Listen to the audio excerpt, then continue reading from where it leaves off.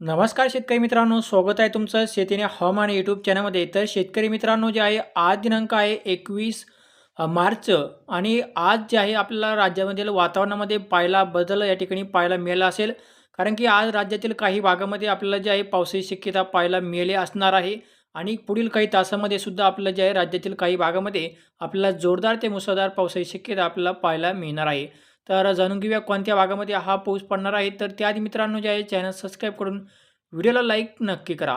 तर शेतकरी मित्रांनो जे आहे आज दिनांक 21 जे आहे मार्च आणि आपल्याला जे आहे आज सकाळपासून आपल्या विदर्भातील काही भागामध्ये पावसाने जोरदार हजेरी या ठिकाणी लावलेली आहे आणि तसेच आज रात्रीला सुद्धा आपला जो विदर्भातील जो भाग आहे म्हणजे चंद्रपूर, तसेच जे आहे भंडारा, गोंदिया, नागपूर, उमरेड, मकोना, वाणी, गडचिरोली, तर या भागामध्ये जे आपल्याला शेतकरी मित्रांनो या ठिकाणी जोरदार ते मुसळधार पाऊस आपल्याला जे आहे आज रात्रीच्या दरम्यान आपल्याला पाहायला मिळणार आहे.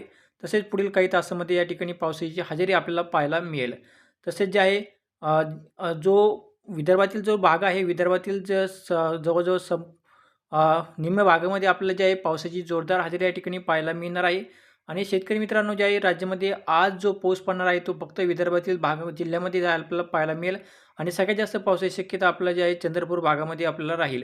आणि शेतकरी मित्रांनो जे आहे तसेच नांदेड आणि हिंगोलीचा भाग आहे त्या भागामध्ये सुद्धा आपल्याला काही ठिकाणी हलका ते रिमझिम पाऊस आपल्या त्या भागामध्ये पाहायला मिळू शकतो.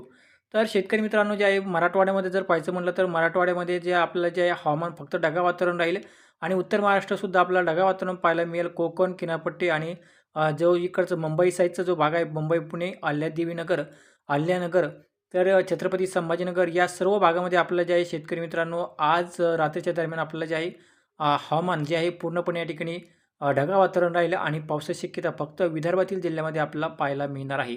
तर हा होता शेतकरी मित्रांनो हवामान अंदाज. तर तुमच्या भागामध्ये पाऊस झाला का किंवा पडला का? खाली कमेंट करून नक्की सांगा. आणि शेतकरी मित्रांनो आमचे असेच हवामान अंदाज जाणून घेण्यासाठी आत्ताच आमच्या जे आहे चॅनलला सबस्क्राईब करा आणि व्हिडिओला लाईक नक्की करा. तर धन्यवाद.